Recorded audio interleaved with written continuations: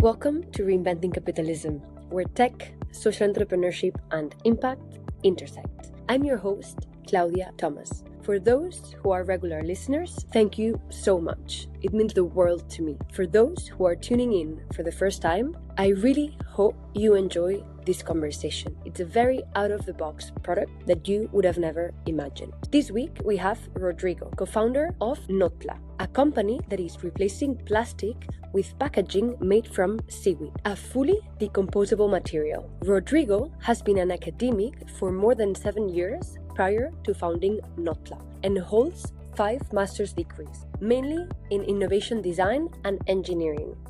Notpla is operating in more than 9 countries, with partnerships with companies like Just Eat, Decathlon, and the Champions League. Last year, they replaced 10 million tons of plastic, and they forecast they will replace 200 million tons of plastic in the year 2027. Notpla won the EarthShot prize in 2022, the world's most important prize in sustainability, founded by Prince William in the UK. And they raised 25 million in September 2024, which will help them superhead their operations. In our conversation, Rodrigo tells us about the problem we are facing with plastic misuse and the possibility of using seaweed as an alternative. We also discuss Notpla's products, partnerships, and scalability potential. And finally, he gives us a vision for the future of sustainable materials. Notpla's motto is, "We make packaging disappear." Tune in to learn how. Hi, Rodrigo. How are you? I'm really well. Hi, Claudia. How are you? It's really funny that we're both Spanish, but we're going to do this in English. Yes. Yeah. We've got to do what we've got to do for our audiences. Let's go. So, Notpla, the company you founded, replaces plastic for degradable packaging, making it disappear. So, let's start by learning a little bit about plastic. Why is plastic a problem? So plastic is not a problem as such. Plastic is an amazing material. Fun fact, plastic was invented just 50 meters from where we are now. So I'm in East London, in Hackney Wick. And plastic was invented here in 1856 by a gentleman called Charles Parkers. And he invented a material who called it Parkesine. It's the first thermoplastic. And initially, he was using it to make things like coins or cams. Quite interesting.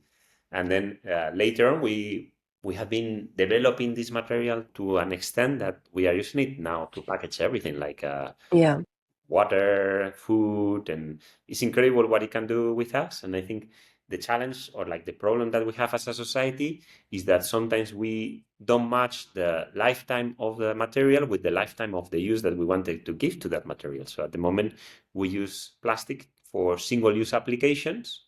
And that creates a big challenge because most of those applications, if you think, I don't know, to wrap anything that you're going to use in a few minutes, and then that material is going to be for centuries with us, is a bit challenging. There is things like recycling, but our solutions have been there for decades, and there is less than 11% of plastics in general that get recycled. So it's not something that is working really well, and especially for things that they are small or they have multi-materials embedded into it are really hard to recycle. So most of them, they end up in landfill or incinerated or in the environment. And if they end up in the environment, it creates a lot of problems to human health, but as well to the planet health. So things like microplastics or things like litter in the environment are quite concerning from many different levels. For sure. And you just said it, it's a problem for the planet, but also for human health. I read that 3 out of 4 Europeans have microplastics in their body. Is that a fair number? How does that affect really human health? We don't know because it's relatively kind of like something quite new. Plastic, as I mentioned, it was invented 150 years now, but it was only kind of like used massively since like the 70s, 80s. So it's relatively kind of like our parents' generation or our generation who have been really in touch with this material. As you mentioned, there is quite a lot of concerning studies that say that, for example, as humans, every 2 weeks we eat the amount of microplastics equivalent to a credit card, so 5 grams. That is like, Oh my God. and the effects that that might have in human health are quite unknown for certain things. Like we had the case, for example, one of the employees that we had joined us because his kid has this problem with his teeth well falling, and that was still a bit unknown, but like due partly because of microplastics, or it could be one of the. Oh my God. So we don't know what are the impacts of this because they are things that nature have never done. That's the problem. Plastic gets defined because it's something that is normally not natural, could come from natural sources, but it had been chemically modified. So nature, including our bodies, they don't know how to process. Sometimes are called like forever chemicals. Yeah. And we don't know the impact of that might have in our bodies or in other nature forms. Which is quite challenging because if you don't know the impact of something, then like you don't know the repercussions that that material can have. So we're a little bit on the unknown. Tell us about your professional journey before building Notla. Summarize a little bit where you're coming from. Sure. So I always wanted to be a bit of an inventor or really playing with industrial design or product design. I initially studied architecture in Madrid in the Polytechnic because there were not those type of studies of like you can become an inventor by studying something else. And No. architecture provides me the background and the design skills to orchestrate different things. And then I work as an architect for a bit. I spent some time working in Barcelona. I spent 1 year in Chile, linked with academia. And then I was quite grateful to receive a few grants. My colleagues from university, they call me El Becas, that the translation will be the scholarship guy, who Okay. to get kind of like a 1 year paid as well to go to study in Sweden. And then I went to India as well for a bit. And then I ended up in the UK. So I ended up collecting quite a lot of postgraduate masters and course. And I What finished, do you mean? How many? I did 5 masters. Oh So my God, that's a lot. that's a lot, but like it was a good life. So I kind of like end up passing my 30s on the Studying. study, which is kind of like a good safe space as well to create things. And then I switch sides and I become a bit of an academic, so teaching. So Okay. I've been teaching in different universities for quite a lot of years. At the beginning, I was teaching not full time, but like I will say like almost 4 days a week and doing a startup on the day that I had. And then the following year, 3 days a week, 2 days a startup. And a few years ago during COVID, I decided to ask for a sabbatical in the university where I was teaching. And I dedicated full time my attention to Notpla as such. But before that, I was working in quite a lot of other ideas. And I work Okay. plastic waste. So I work as an architect, for example, trying to build buildings with bottles. Mm-hmm. I create toys in South America with plastic bags for kids. I work in Turkey as well for a bit for as well, like making some little toys with plastic and other crazy ideas. I work for a bit trying to make a suitcase that follows you. No way. You don't need to carry it on airports. Not super sustainable, or depending from which angle you see it. And other little things that I had been always working in. And nowadays I still teach. So I'm working mostly as a visiting professor in the Royal College of Art, Imperial College of London, and Central St. Martin's, where it's kind of like where I go a few times every semester to keep a bit the contact with academic life that I really enjoy. And most of the time I spend it here in Notpla, where my role has been changing over the years. So tell us, what is Notla and how did you start the company? Yes, so Notpla is a company with the mission of making single-use plastic disappear, and we do that by pioneering the use of seaweed as a sustainable material. Seaweed is these plants of the sea. Maybe we can talk a bit more on depth later on about seaweed. It's this probably kind of like quite unknown but quite amazing resource that we have. And how we started with this product that we call it O, that is a bubble that can contain water or any other type of liquid. And the amazing thing of this is that it's not only biodegradable, sustainable, is that you can eat it. So if you use this product, and we have been starting using it in sport events, marathons, and things like that, you can not only drink the content, but as well eat the product. So when you mean that you just created this, I guess, like ball of liquid, what do you mean? Like, what's the process in which you and I guess your co-founder say, let's build this? Because it looks like a very niche product. Yes. Well, the full story, it might be a bit long, but like I was working in the university in a different project. So I was creating artificial clouds to deliver water where there's no water. And so there were these big balloons that you can kind of like put on the ocean, and with the energy of the sun, try to kind of like take the salt from the water and convert it into water paper, and then you can fly with those balloons. And then we're facing the challenge of how to deliver that water.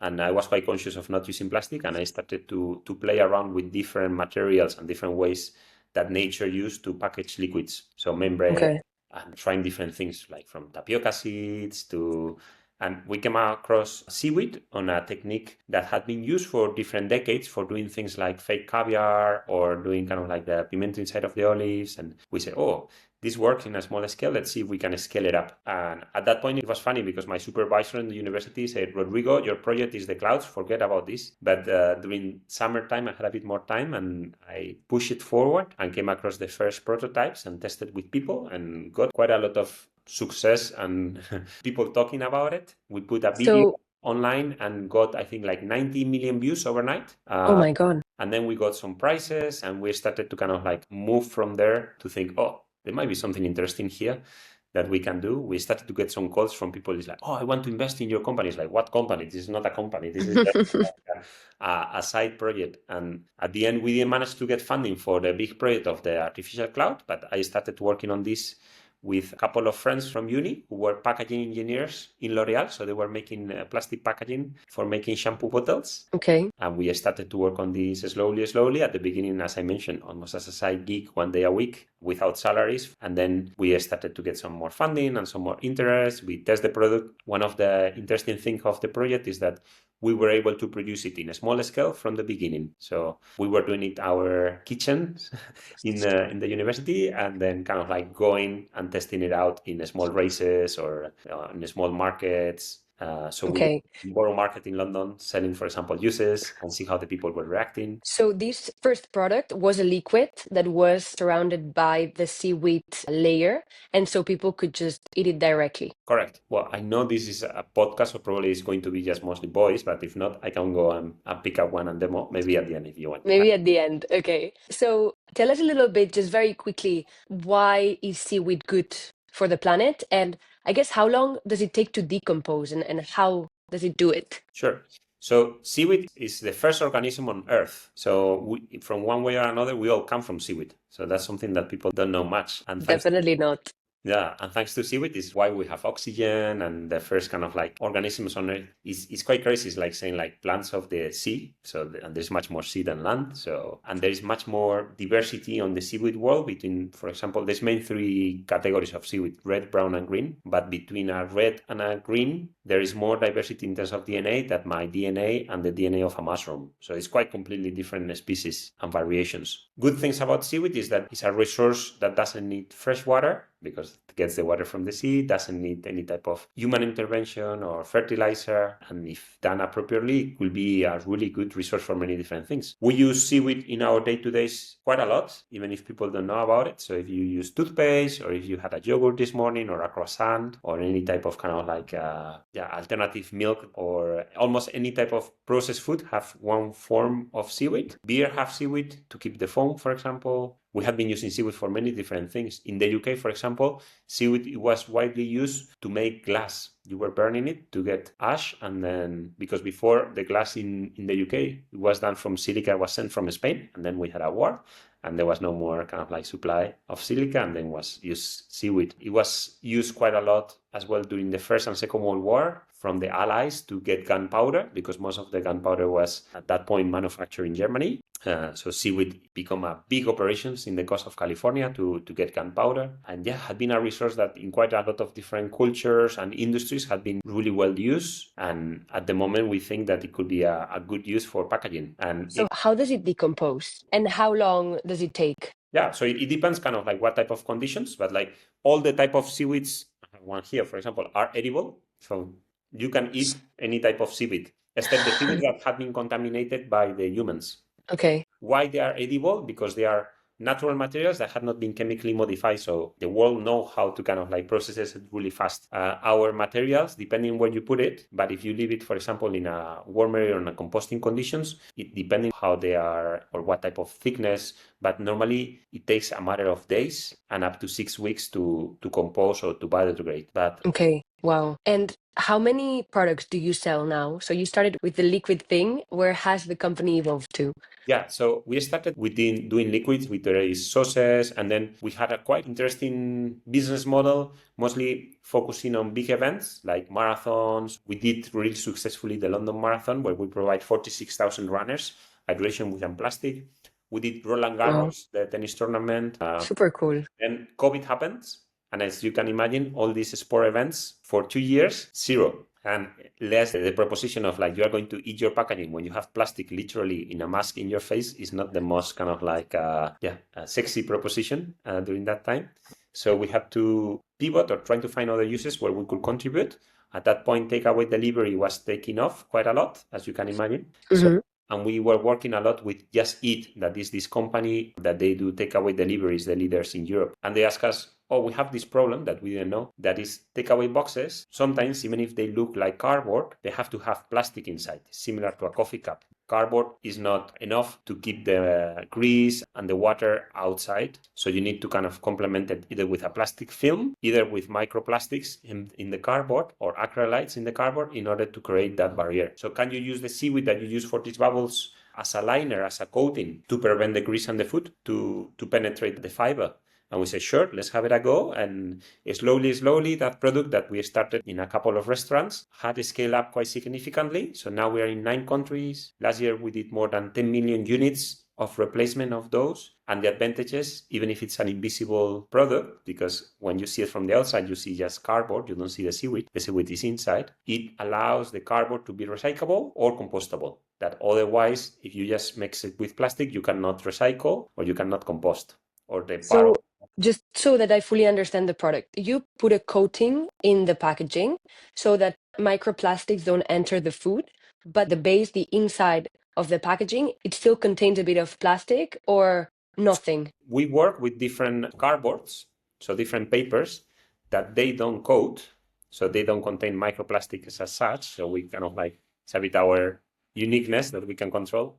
Those materials are not yet made out of seaweed. So at the moment, kind of like the cardboard normally comes from recycle or trees, because in Europe, for example, there is kind of like a regulation that like every fiber cannot be recycled if you use it for food service. It needs to be kind of like a virgin fiber. But what we do in industry normally, after they produce the paper, they coat it. So they put plastics into the paper, either as a liner or sometimes embedded into the paper. So for example, when you got some what is called clamshells, that is kind of like this bagasse sometimes, or like a hamburger packaging that it looks that it's just paper, but if it's able to contain greasy food or anything that contains a bit of humidity, normally they complement it with acrylites, so plastics embedded into the pulp in order to provide these water retention capabilities.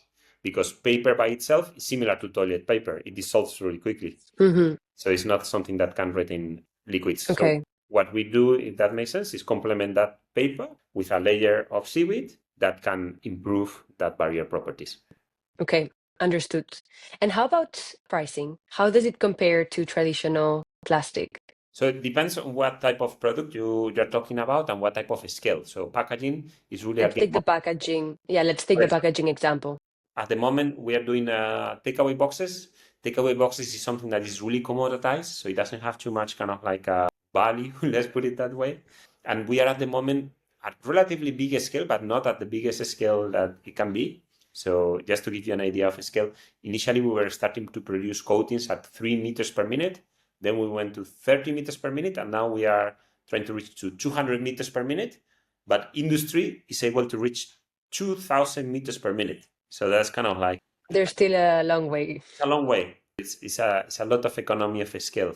At the moment, our boxes, they are around like 20 to 30% more expensive than other boxes that they are on the market, a bit on the top range side of things. Sometimes it's really hard to compete with, I don't know, Chinese products or things like that, but like with other alternatives. For example, now we sell a lot to stadiums. So we have 50 stadiums across the UK and Europe that buy our packaging. And normally the cost for them, yes, it's around like between 10 and 20% more expensive than what they normally buy. What do you mean stadiums? It's stadiums. So like sport events. So we are, for example, in the O2, in Wimbledon. So like... okay. Got it. Wimbledon and have strawberry and creams.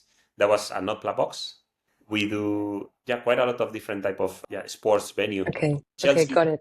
mostly That around, makes but like we are as well across other geographies. Ajax of Amsterdam, for example, use our packaging. And now we're starting to see if we can expand in the US. So the Portland Blazers, the NBA team, for example, is using our packaging as well. We're talking with the New York Nets. And we believe sports, it's a really good first adopter of our products and technology, because in one hand, they use a lot of packaging, where sometimes things like reusables in a stadium is not possible because you don't want people to throw plates to the players and things like that. And at the same time, it's a good educational first step to consumers, because normally they are quite open and it's a good way. I agree, because sports go very viral. So anything that is in like stadiums, like football stadiums, for example, I'm sure it educates both older fans, but also the younger generations, which is the ones that we need to change their behaviors.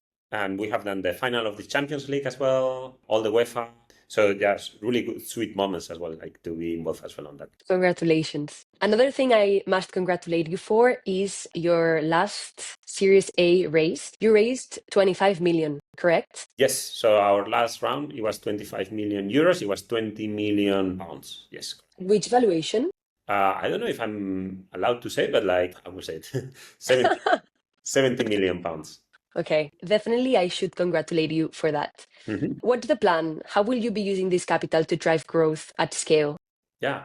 So in different ways. So one, we're putting quite a lot of effort on things to come. So we are working not only on those two products that I just mentioned, but like we are converting as well Seaweed into flexible films to be able to wrap products. So we are doing, for example, like bags for pasta, or at the moment we have a product of flexible film that you can eat that is in Albert Heijn, the supermarkets in the Netherlands. So it's across 50 supermarkets. Yes.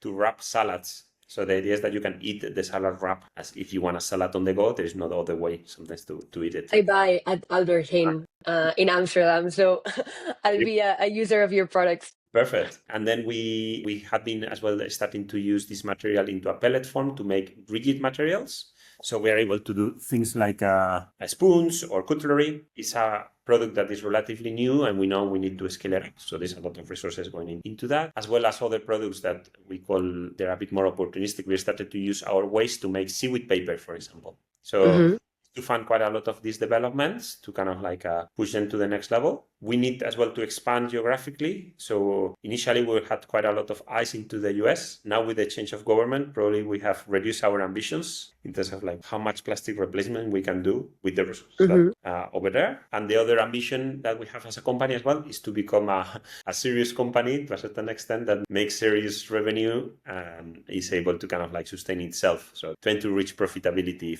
if possible with the resources that we already have. What's your annual revenue at the moment? So we're multiplying revenues every time times 2, which for a materials company is not bad, depending as well kind of like where you look at. But like last year we did 3 million, previous year 1.5, this year that you can 6 million. 6 million.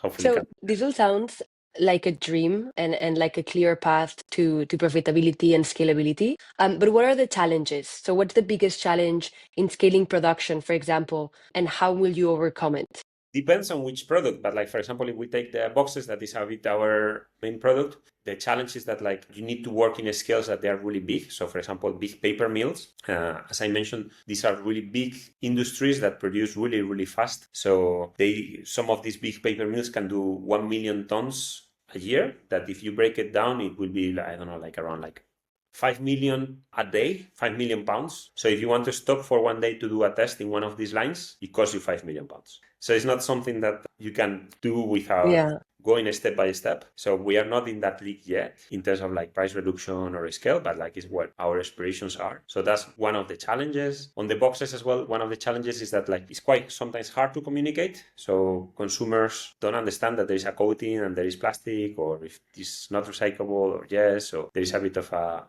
it's a market where there's a lot of misinformation and miscommunication and a lot of green claims from every type of packaging that you get has a green leaf somewhere. And the most sustainable thing I'm doing, but like it's quite misleading to consumers. And so how are you changing? How are you educating consumers? Yeah, so we try to educate with some of our products as well. You know, like we have some products that might not be the highest scale or it might not tackle into existing market, like the edible bubbles. but we believe it's a kind of like, it's a good proof without blaming consumers with an image of a turtle with the nose with a plastic straw, but like saying, look, there's a different material that is kind of like, it's not plastic because you can eat it.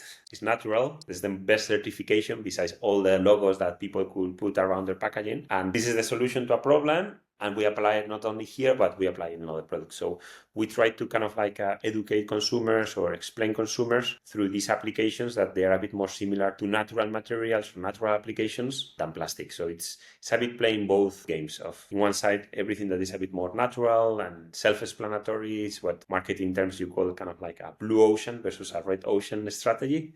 Mm-hmm. On the other one, kind of like, yeah, everything that is quite busy in terms of like communication and in terms of products in the market.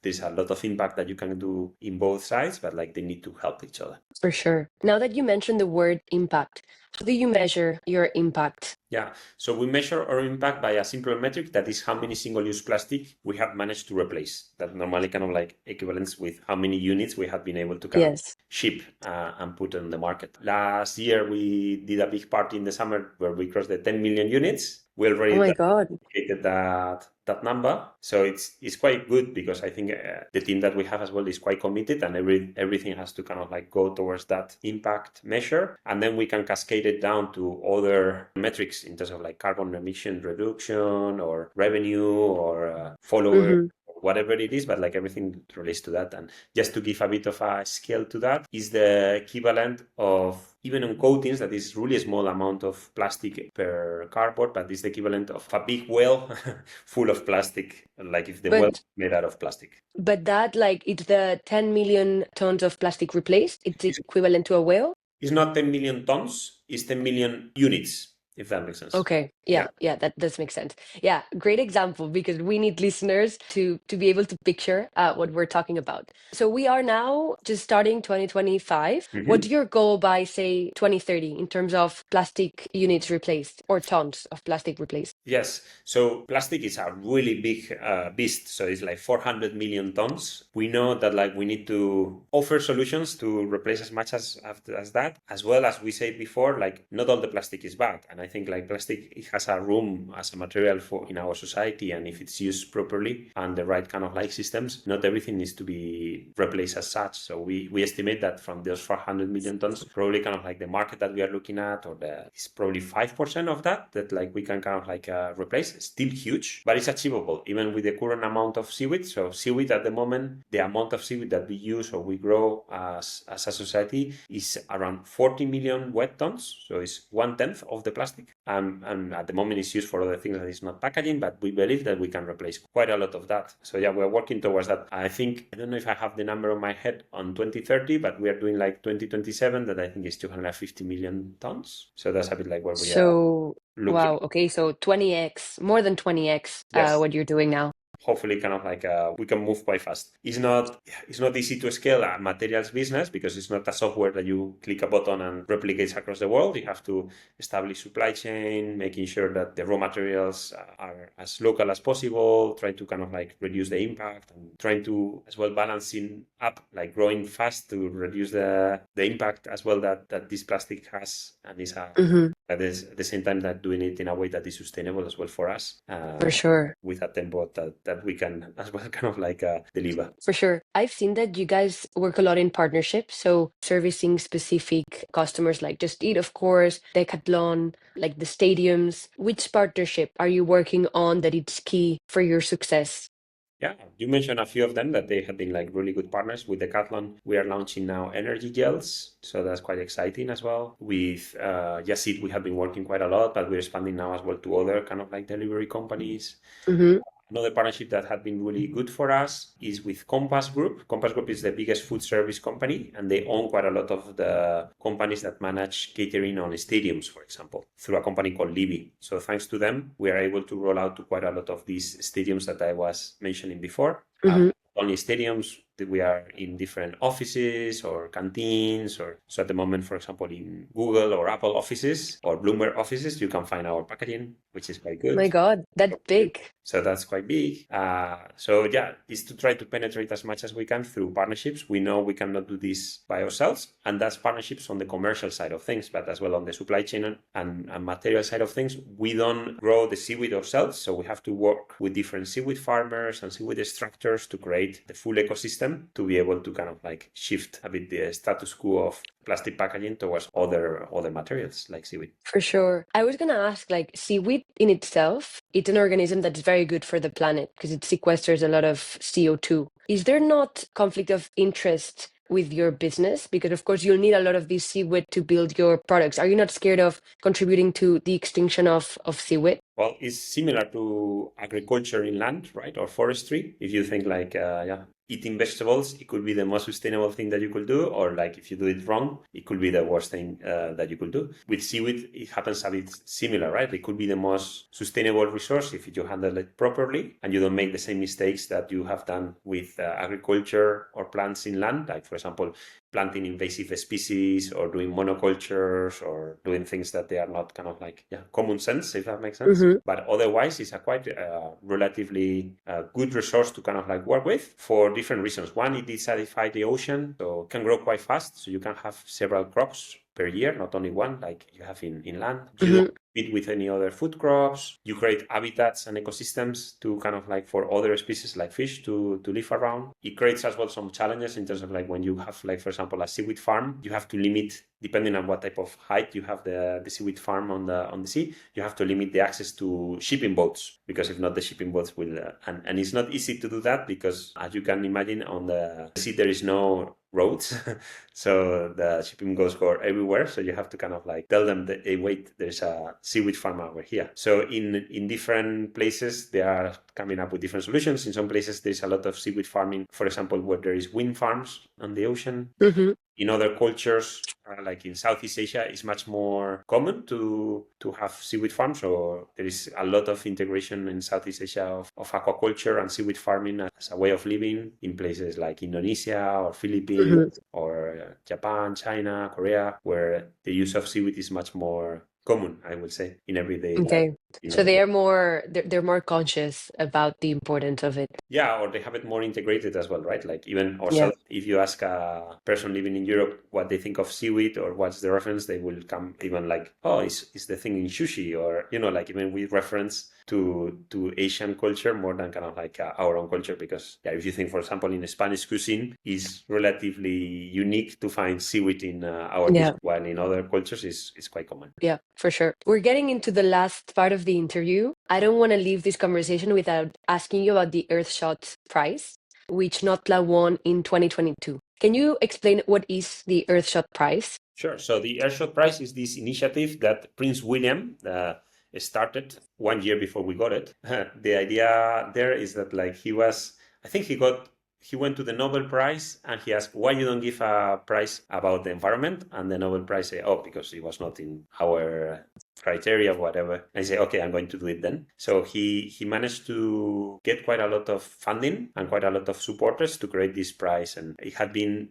the biggest prize in sustainability that there is at the moment in the world. Previous year that we won, Costa Rica as a country won it. So it's like, and people from different type of organizations, from NGOs to startups to countries to cities can apply, and they give to the winners £1 million, which is kind of like a quite significant amount, and a lot of support. So it's not only the monetary prize, but like everything that gets around. Has a lot of mediatic impact as well. So our prize was given by David Beckham, for example. There's a lot Stop of it. Yeah, and there's a lot quite fun, no? It's like I would have never said that David Beckham was in sustainability, but actually, why not? I suppose that's the power of Prince William, of putting together kind of like a really mediatic group of people as well. Not only on the sports side, but like David Attenborough is the other founder of the short prize, or the other person who had been, now is quite old, so he's not like as active as you could expect, but like Prince William himself, since then he had become a really good supporter